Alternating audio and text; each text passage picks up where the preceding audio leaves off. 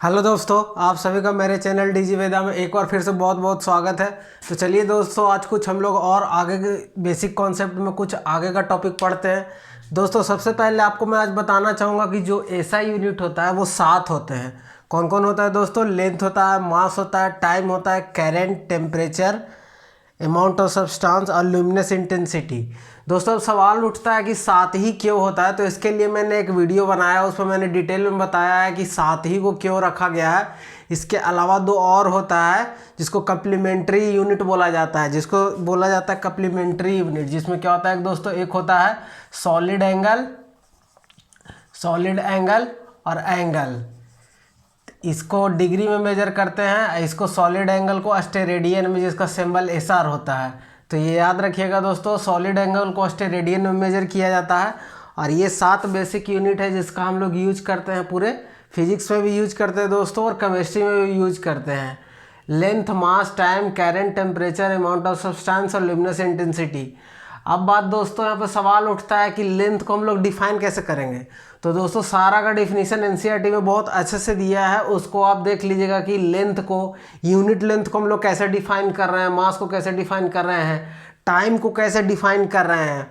Time को define करने के लिए वो कुछ सर्टेन सब्सटेंस लेते हैं जिसका हाफ लाइफ के इक्विवेलेंट उसको डिफाइन किया जाता है।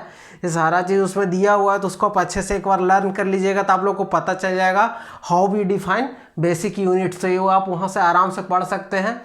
और बात रही कि 7 ही यूनिट क्यों यूज करते हैं, तो इसके लिए मैंने वीडियो बनाया है, मेरे चैनल पे अवेलेबल है, आप उसको जाकर देख लीजिए तो आप लोग का कॉन्सेप्ट क्लियर हो जाएगा कि 7 ही यूनिट हम लोग क्यों यूज करते हैं। तो देखिए, लेंथ हो गया, टाइम हो गया, ये 7 बेसिक यूनिट हो गया जिसके हम लोग पूरा यूज करते हैं पूरे केमिस्ट्री और फिजिक्स में।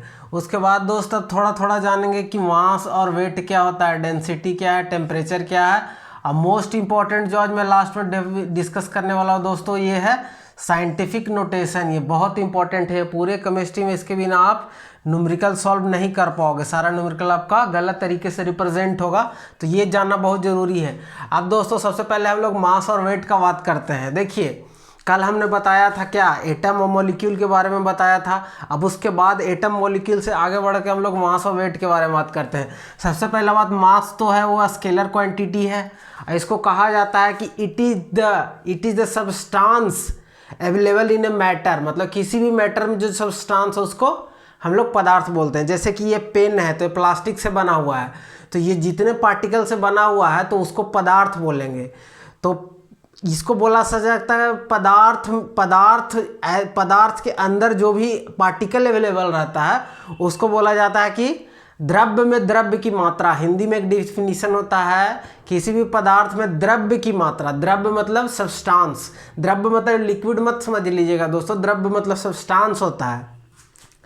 तो जैसे देखिए, अब बोला जाता है कि जो मास है वो कभी चेंज नहीं होता। क्यों नहीं चेंज हो जाता? जैसे ये मार्कर है, इसको आप मून पे भी ले जाएंगे तो इसमें जो मैटर है वो चेंज नहीं होने जा रहा, उतना ही रहेगा, लेकिन इसका वेट चेंज होता है। तो मास जो है एक क्या है, स्केलर क्वांटिटी है, वेट एक वेक्टर क्वांटिटी है। मास चेंज कभी नहीं होता, वेट चेंज होता है। जैसे जैसे जी का वैल्यू चेंज होगा वैसे वैसे चेंज होता है। वेट क्या है? It is the attraction force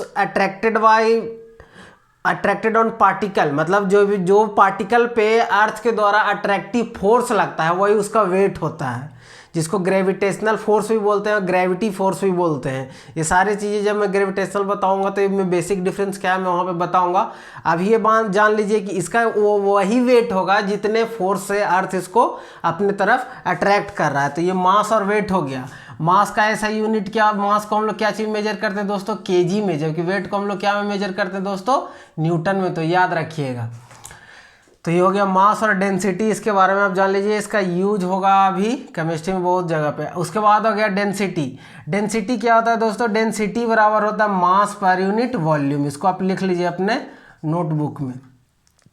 mass per unit volume को हम लोग डेंसिटी बोलते हैं। यानी कि जैसे एक यूनिट वॉल्यूम का कोई भी आप मतलब क्यूब ले लेते हैं, इसका अगर वॉल्यूम जो है अगर यूनिट है, मतलब 1 मीटर क्यूब है, यूनिट वॉल्यूम है, तो इसमें जितना भी मास होगा, मतलब एक यूनिट में जो मास होगा उसको बोला जाता है डेंसिटी। उसका मास पर यूनिट वॉल्यूम मतलब एक यूनिट में कितना मास है। जैसे ये पेन है तो ये एक यूनिट नहीं है, बहुत सारा यूनिट से मिल के पेन बना हुआ है। तो एक यूनिट में जो इसका मास कॉन्फाइन होगा, मतलब उसके अंदर होगा, उसको हम लोग डेंसिटी बोलते हैं। डेंसिटी बराबर क्या होता है दोस्तों, फॉर्मूला इसको आप लोग लिख लीजिए नोटबुक में। डेंसिटी बराबर मास बटा वॉल्यूम। डेंसिटी को हम लोग मास बटा वॉल्यूम से, और डेंसिटी का ऐसा यूनिट क्या होता है दोस्तों, देखिए इसका मास का हो जाएगा केजी, और वॉल्यूम का तो मीटर क्यूब जानते ही हैं, तो ये भी लिख लीजिए। डेंसिटी का जो यूनिट होता है वो केजी पर मीटर क्यूब होता है।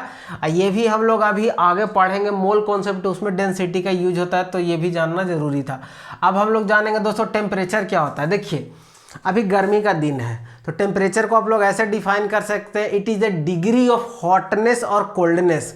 मतलब जैसे अपने शरीर को आप छूइएगा तो थोड़ा आपको गर्म महसूस होगा, क्योंकि हमारे शरीर का जो टेम्परेचर होता है कितना होता है, 98.4 डिग्री, 98.4 डिग्री फ़ारेनहाइट में होता है। सेल्सियस में क्या होता है, लगभग 37 डिग्री सेल्सियस के आसपास होता है। तो ये फ़ारेनहाइट में हो गया या सेल्सियस में हो गया, अलग अलग यूनिट में होता है। तो मतलब ये ठंडापन या गर्मी को जो महसूस हम लोग करते हैं, उसको महसूस करने के लिए जो एक यूनिट आया उसको हम लोग टेम्परेचर बोल देते हैं। इसको क्या बोलते हैं, it is the degree of hotness और कोल्डनेस। मतलब जो हम लोग गर्मी और ठंड का एहसास करा है उसको हम लोग क्या बोलेंगे दोस्तों, टेम्परेचर बोलेंगे, ताप बोलेंगे। हिंदी में इसको क्या बोलेंगे, ताप बोलेंगे। तो देखिए दोस्तों, अब टेम्परेचर जो है इसको हम लोग 2-3 यूनिट में मेजर करते हैं। एक यूनिट में मेजर ना करके इसको हम लोग 2-3 यूनिट में मेजर करते हैं। उसके बारे में हम लोग थोड़ा सा जानेंगे कि वो यूनिट है क्या और क्यों उसका यूज करते हैं। जैसे आप लोग चीनी लेने जाते हैं, 1 किलो चीनी लेना हो तो ठीक है, 1 केजी आपने ले लिया, लेकिन 1 किलो और 200 ग्राम लेना हो तो देखिए एक दूसरे यूनिट की जरूरत पड़ा, वो कौन सा पड़ा, ग्राम का पड़ा, तब ना आप 1 किलो 200 ग्राम ले सकते हैं। उसी तरह से टेम्परेचर में क्या होता है कि सेल्सियस में टेम्परेचर मेजर करते हैं, फ़ारेनहाइट में टेम्परेचर मेजर करते हैं, केल्विन में मेजर करते हैं। टेम्परेचर का अगर दोस्त आपसे कोई पूछे कि ऐसा यूनिट क्या है तो केल्विन है। केल्विन जो है टेम्परेचर का ऐसा यूनिट है। सेंटीग्रेड और फ़ारेनहाइट ये ऐसा यूनिट नहीं है, ये हम लोग अपने कन्वीनियंस यानी सुविधा के लिए इसको यूज करते हैं। तो ये केल्विन जो है ऐसा यूनिट होता है, इसको आप लोग याद रखिएगा। अब जैसे देखिए एक रिलेशन होता है, इसको आप लोग याद कर लीजिए, F माइनस ये C/100। इस रिलेशन को आप लोग याद कर लीजिए। कई बार न्यूमेरिकल में क्या होगा, पूछेगा कि फ़ारेनहाइट में दे दिया है तो सेल्सियस में कितना टेम्परेचर होगा। एक रिलेशन और होता है दोस्त, वो मैं नीचे लिख रहा हूँ, उसको भी आप लोग लिख सकते हैं। अगर आप लोग को केल्विन में टेम्परेचर मेजर करना हो तो 273 प्लस C, 273 प्लस C। जैसे कि अगर केल्विन में हमारा टेम्परेचर पूछा जाए कि कितना केल्विन है तो 273 होता है, और उसमें हम लोग का कितना भी सेंटीग्रेड में मैं बताया था टेम्परेचर 37 डिग्री, इसको जोड़ दीजिए कितना हो जाएगा, 7 10 1 310 केल्विन। अगर आपसे कोई पूछे कि आपका टेम्परेचर केल्विन में कितना होगा तो 310 केल्विन होगा। तो बस ये यूनिट का डिफरेंस होता है। इसके अपने नोटबुक में ये दोनों फार्मूला लिख लीजिए। यही जो है ऐसा यूनिट है किसका, टेम्परेचर का। हम लोग बस इसी को यूज करते हैं टेम्परेचर मेजर करने के लिए। जो भी न्यूमेरिकल बनाएंगे उसमें ज़्यादातर एसआई में पूछेगा तो हम इसमें आंसर देंगे। तो ये तो हो गया टेम्परेचर के बारे में। ये बस अलग अलग कन्वर्जन है, इसका यूज करते हैं हम अपने ज़रूरत के हिसाब से। जैसे मैंने आप लोग को भी बताया कि चीनी अगर 1 केजी खरीदना हो तो 1 केजी खरीद लीजिएगा, लेकिन 1 केजी 200 ग्राम खरीदना हो तो एक अलग यूनिट का ज़रूरत पड़ता है। वो है क्या है, ग्राम है। केजी भी है मास का यूनिट और ग्राम भी है। ये क्या है, ये CGS है, CGS यूनिट है। ग्राम में मास का जो ग्राम होता है CGS में मास का यूनिट होता है ग्राम CGS में। तो ये याद रखिएगा। तो ये टेम्परेचर हो गया।